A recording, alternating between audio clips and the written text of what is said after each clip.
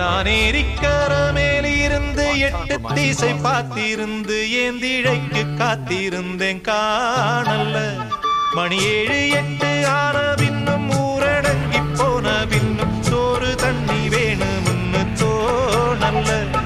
என் தெம்மாங்கு பாட்ட கேட்டு தெங்காத்து ஓடி வந்து புதாக போக வேணும் அக்கறையில.